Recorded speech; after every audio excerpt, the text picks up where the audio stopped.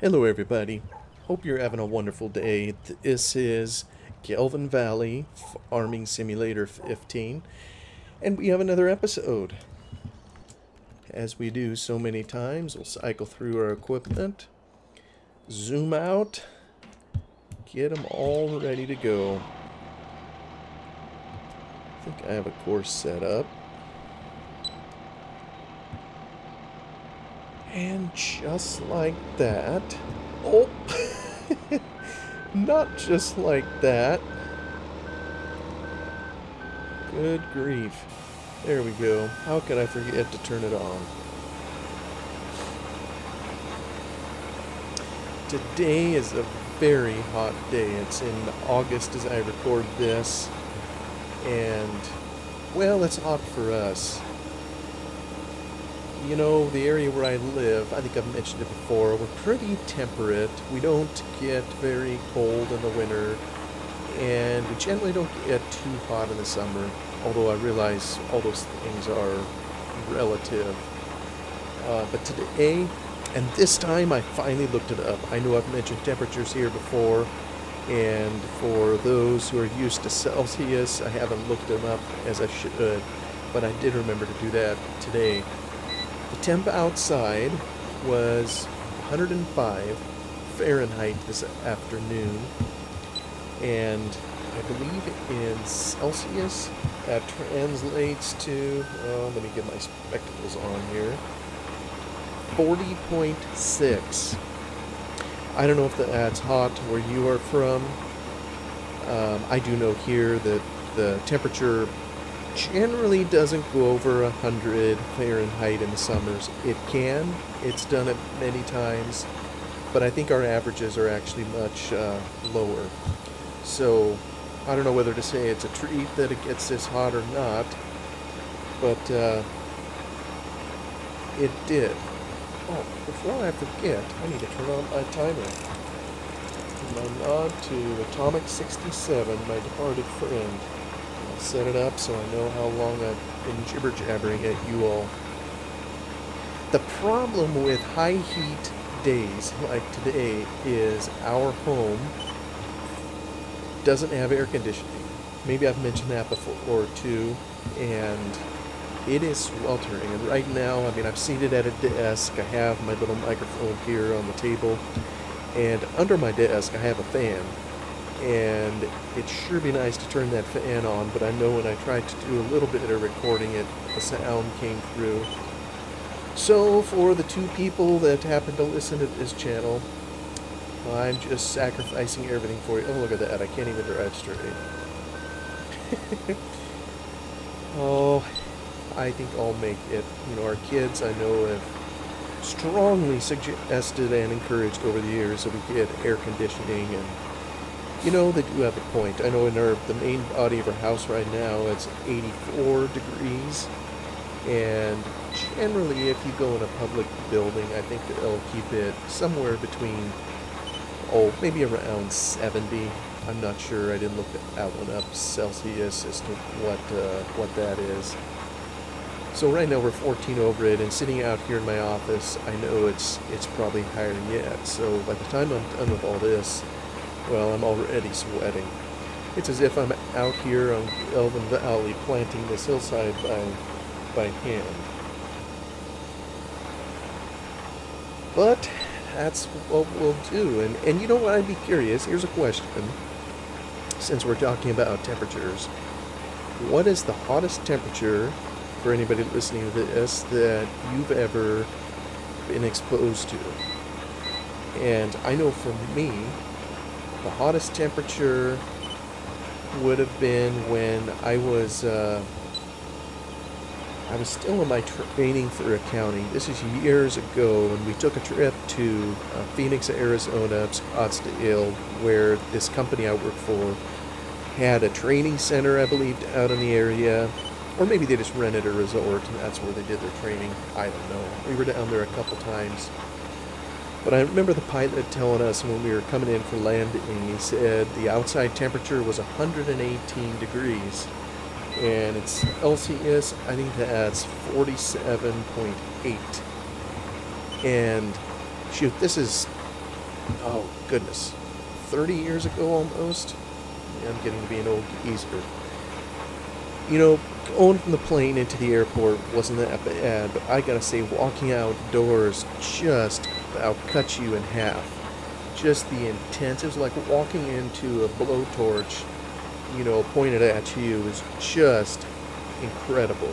I've never felt anything quite like it in my life. You know, even though this afternoon, though it was hot, it still doesn't hold a candle to that kind of heat intensity. I think I was even hot for them in that area. Let me fold this up, and we are going to the next one. Actually, we'll be going to our new field. See if I can get out the door, turn on my indicators, and we are ready for the road. Actually, let me consult our map. Yeah, we're going to 18. Typically, we've started at the bottom when we've worked it, but I think it's closest if we just work our way across town. So that's what we're going to do. But yeah, it was this conference down there where they had us in, you know, we weren't outdoors all that much. You know, we were indoors most of the time, and I kid you not, it felt like they kept it at like 65 or something, and then you'd go outside to go in between the buildings and the campus that they had, and it just, oh, I think I'm supposed to turn down here. It just was shell-shocking. You know, every time you go outside, extreme heat, then you come indoors, extreme cold, and it's like the body thermostat, you know, didn't know what to do. I remember one of the days we had a barbecue out there, and I felt so bad for the people at the grill. They were just sweating away. So, but that's enough about heat. But I am curious, what is the hottest temperature you've ever been exposed to? Well, let me see here. Did I do barley again? Let me just take a quick check. Go over to our favorite place to haul it to. Pheasant pluckers. Barley is still ahead of wheat. So, and I really would like to harvest this. Yeah, we've talked this all through on a previous video. I'm just going to end it. We're going to put in barley and run with it.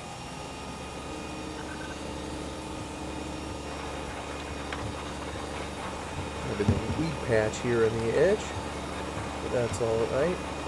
It's going to be a little tangled trying to get around the edges, all the interference from the trees.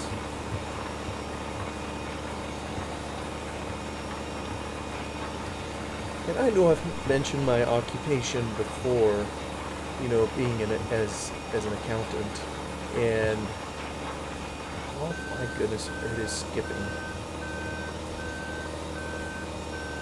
Try this up in here. I'm going to get over the edge. And accountants aren't known for their speaking abilities or talents. And, you know, I was just thinking here, actually today, you know, wondering what, if I did another episode, what would be a good topic to talk about. And the topic of public speaking came to mind. And I suppose doing these silly YouTube videos is a form of public speaking. But I guess the beauty of it is I don't have to see anybody who's happening to look at it, and I don't have to see you all at the same time. I'll tell you, this is a trial going around this edge. It'd be nice to get the first lap done.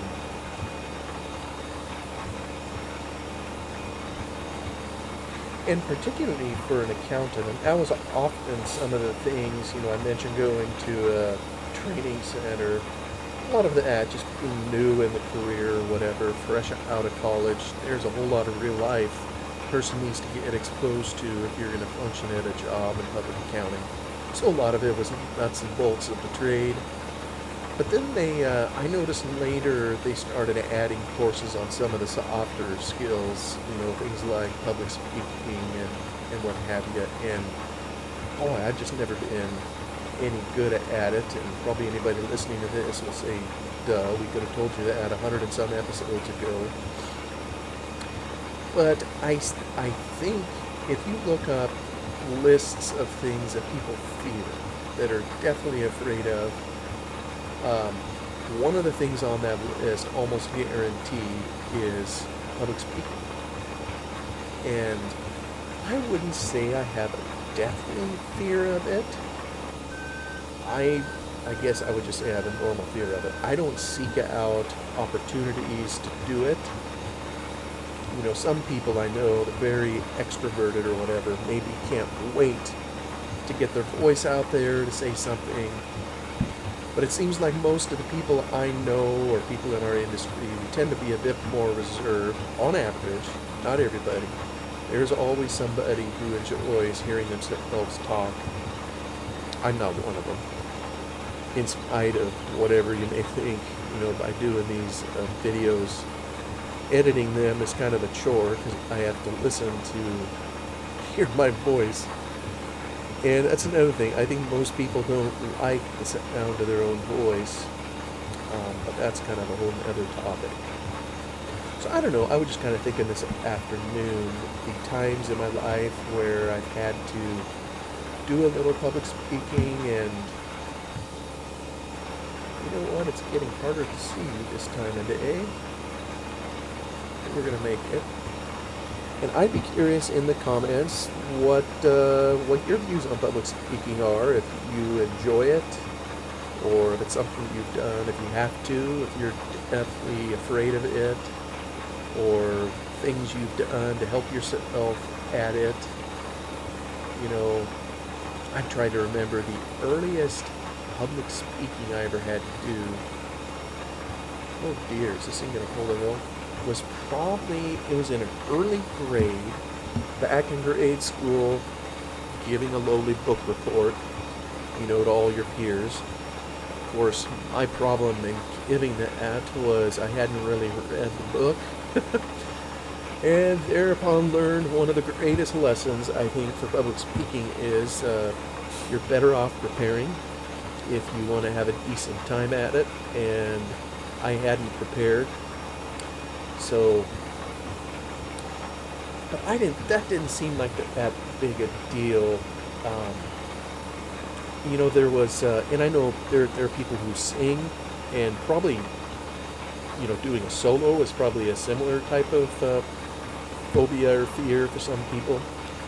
Some people are very naturally gifted with their voice, but having it all by itself on display.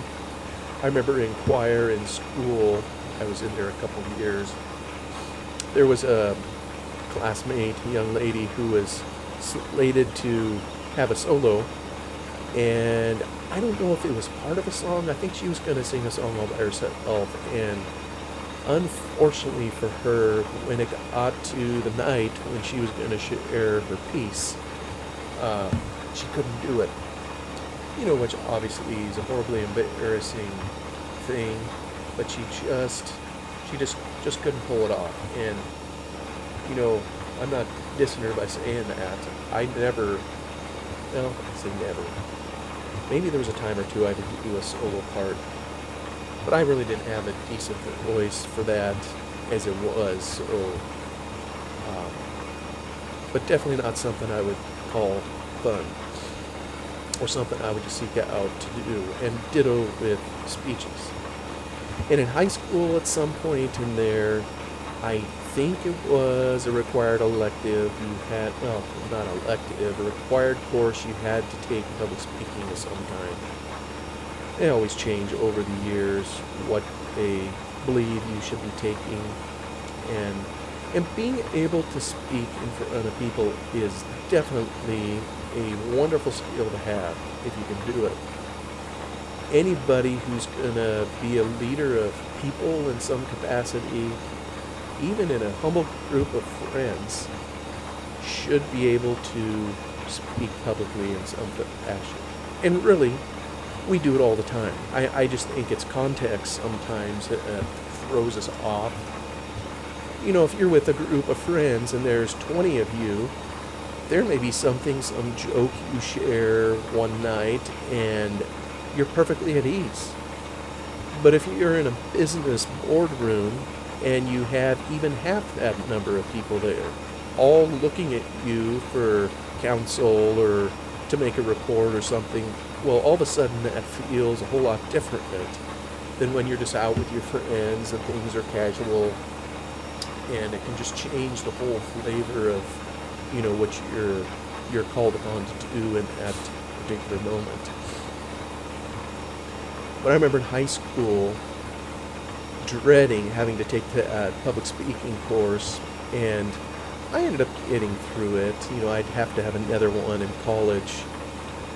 But I must say, the way the teacher got us into it was I thought it was a pretty cool way of doing it. Or at least it fit for me.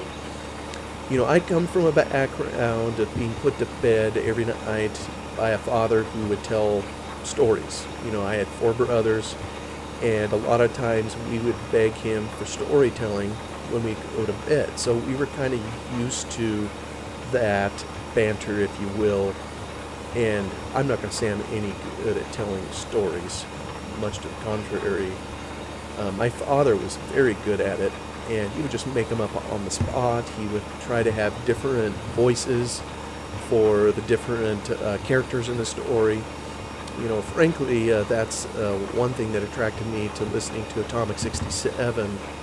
You know, a lot of us that have listened to his YouTube, we appreciate the role plays and the storytelling and the different voices he put on it. I mean, he was just a genius at it. And maybe it's because it subconsciously reminded me of, you know, my dad, I don't know. But anyway, in the speech class, one of the first exercises the teacher had us do to kind of help get us acclimated, if you will, was to read a story or to tell a story or something. I think, well, it was out of a book. I think you had to read a story. So, you know, usually when you're public speaking, there's all sorts of advice they give you on looking at people. You don't stare at the same person. You try to scan the room and be natural about it. But in this instance, he wanted us to start by just reading out of a book. So I don't even remember what my classmates chose. I chose a classic children's book. It wasn't Dr. Seuss. I think it was Berenstain Bears. And I practiced at home, giving different voices to the characters and whatnot. So that when I came and read it in front of class, you know, to try to be as natural as I could. But I remember holding the book, my hands were shaking, I could hardly hold it upright. But I managed to get through it, and, you know, just looking back on it now, that seems probably as gentle a way as you could of getting someone kind of into public speaking.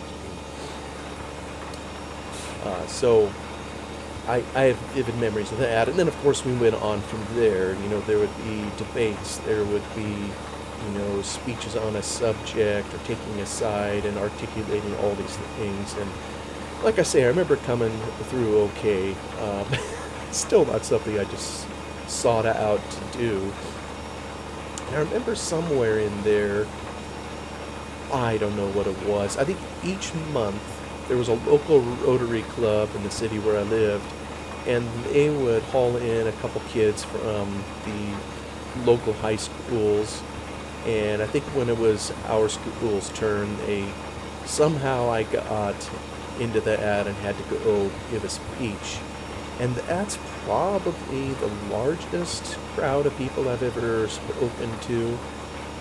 And they're kind of the same thing. What I did is I told a story about a dumb thing I did when I was growing up, and a lesson that I hope I had learned. And maybe that's part of the secret too.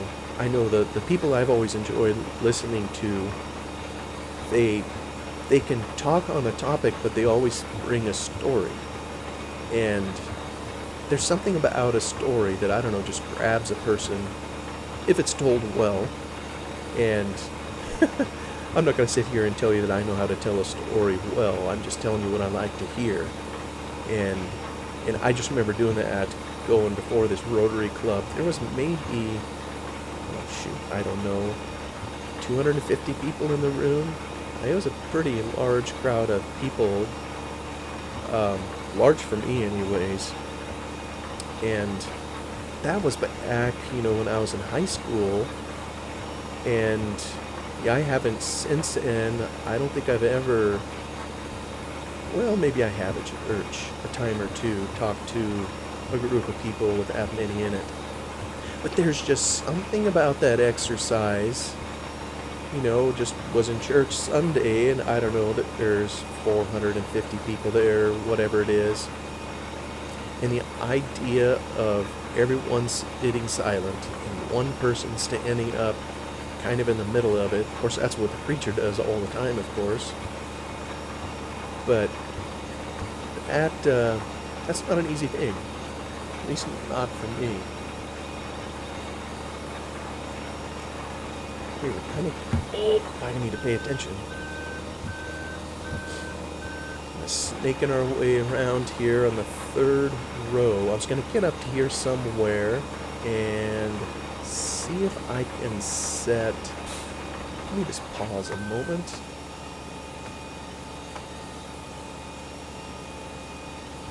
Maybe I'll get up to the corner here and give it a look. I want to try to plant this as if we were expecting the possibility of erosion. I don't know if we'll end up having rain between now and the time that we harvest this, but I know with a slope like this, in real life, prudence dictates that you take some steps to handle erosion if and when it would come. So, let me see, is that roughly across?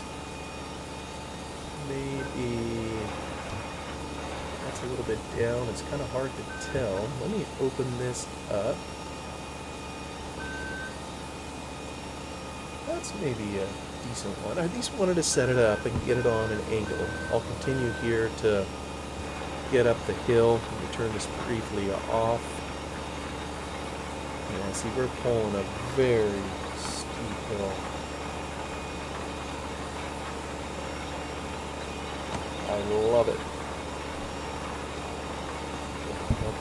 Keep straight.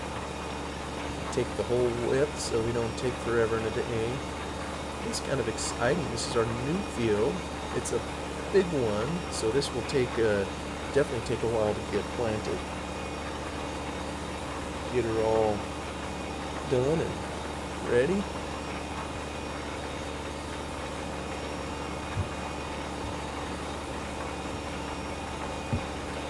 Then in college, somewhere in there, I think it was my second year of college, they had us take another public speaking class. And I guess if you're going to graduate with a degree from university, there's certain basic skills that they want you to come out of university with, or at least try to impart those skills. And so I had another public speaking class, and this one, it wasn't even in front of that many people. I seem to recall we had a large lecture hall, and one of those classes where you had a couple hundred students in it, and oh, interesting. Well, this works out perfect. Let me just get that going right here, and we'll feather this out. So one of those large lecture classes, and then you had labs, they called them, speaking labs, where you would go in and have a much smaller group of people. And I say much smaller, there maybe was 20 per group, 25 maybe. And so that is where you would give your speeches. You know, the large lecture class, I think, was for techniques and how to do it, and then lab was more delivery. But it seemed like we spent more time in the speaking lab than we did even in the general session. But there I learned another lesson too. You know, when someone is grading your work, that's where I learned how a person's opinion can temper can temper what you think of someone's speech. So I think at the time I took on a few topics, you know, that were considered pretty contentious, and they still are in many respects. One of them was agriculture related. You know, here where I live in Oregon, years ago with the grass seed farming, common technique, maybe I've described it before, to get rid of the leftover straw after harvest was to burn the field. And I mean, it looked like scorched earth. You would totally blacken the field, and it had other benefits too. It wasn't just to eliminate the straw. It also killed pests, you know, whether bugs or rodents. You know, so it would just make a clean sweep. Some of them probably burrowed underground, you know, and would hide. So it also had that benefit. I think it also, certain types of grass, it would stimulate growth, because very commonly after a field was burned, even in the heat of summer, you a lot of times would see new green shoots of grass coming up. So there was any number of reasons that farmers burned their fields, but a lot of people in the public just hated it. And occasionally you'd have very unfortunate things happen, and this, you know, led to policy changes over the years. I still remember as a kid, I think it was in the I'm going to date myself, 1980s, there was a massive car wreck on the main freeway artery, you know, that goes through our town, Interstate 5. There was a farmer, I think, to the east of the road burning a field, and heavy smoke, with the way the wind was blowing, happened to go across the freeway, and it just caused a massive pileup of cars, trucks, and whatever, and a number of people died. And so you have things like that happening, and it just sours the public's wish to have field burning around. And you know, when you go to university, let's just say they aren't meccas typically for farming folk, and I'm not here to say I'm a farming folk, but it's what I grew up with and what I was used to working on the farm. And so anyways, when you give a speech supporting field burning and its benefits, and I mean, I could show proof and scientific data as to how little pollution it was relative to other sources. I mean, it pales in comparison to what just the automobile, the cars, would do. Well, no matter what you have to say, anytime there's a contentious issue like that, people are either going to like it or they're not going to like it. So I learned, well, probably not soon enough, that if you're going to give a speech in an environment like that, where others are allowed to cast judgment on it that impact things important to you, like your grade in this instance, then maybe it's better to pick a topic that is more agreeable to the people that are listening to you. But my goodness, if that's how the world worked, oh my, we would never have some of the most famous speeches ever given in history. Probably never would have been made if they were afraid of stepping on someone's toes. I just say it as an observation of having gone through that, and no matter how hard, you know, a person would try, just knowing that someone would be offended and grade you down, that kind of stinks. But it is what it is, and it even happens today. just listen to some politician and half the people are clapping and the other half are booing. In some ways, it's kind of sad that it is that way, that the human being is so juvenile, maybe. That's what we are, isn't it?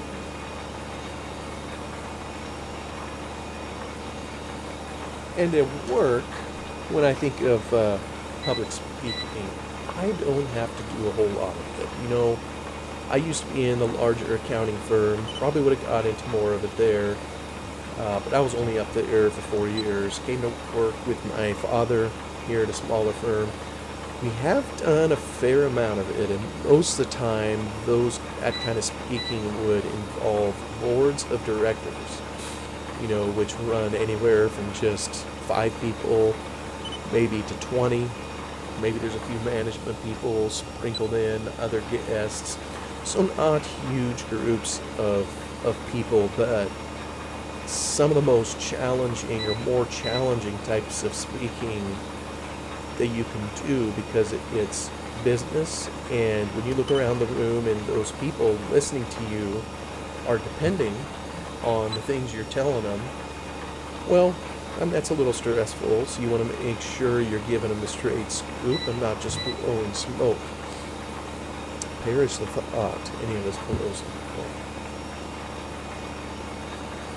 And then I know, as a firm, I know I've mentioned this before, we periodically will hold accounting classes where we try to offer free education to some of our clients. And I mean, I'm about as good a teacher as I am a public speaker, which is not very good. So, but hey, it's free. You know, you pay for what you get, right? But these are opportunities to practice, if you will, public speaking in that context, and we do in-house training of our staff, so every now and again having a topic to present, to try to impart knowledge to others, to help them out in their career, you know, the kinds of things they have to do. So I'd be curious, anybody listening to this, what kind of speaking do you have to do? And hey, if you got any tips, how do you go about it?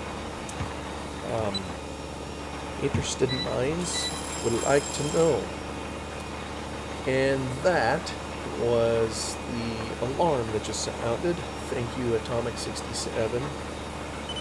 Yeah, it sits over here next to me while I jibber jabber away on this. It's a it looks like an egg, but it has a cow head on it. And yeah, I tick it up for 30 minutes and it tells me when I'm done. So apparently I've run out of time. So I'm going to finish this little bit here, then I'll head over to where I'll need to go to continue. I'm kind of curious too. I'm going to look at the map, see just how much of this field we've done. It's the largest field that we have now, so like I say, it's going to take forever and a day, I think, to plant it, and then we bring the harvester in here. Yeah, we're going to be here a little while. Whoop, if I could just steer straight. Alright, let me just see. Oops, maybe this. Yeah, it is. This is one I think that will have the map. Alright, this much. We have quite a bit more to go of Field 18. So we'll continue that in the next one. Thank you so much for taking a little time to stop by and listen here. And I bid you a wonderful day, and we'll see you on the next one. Goodbye for now.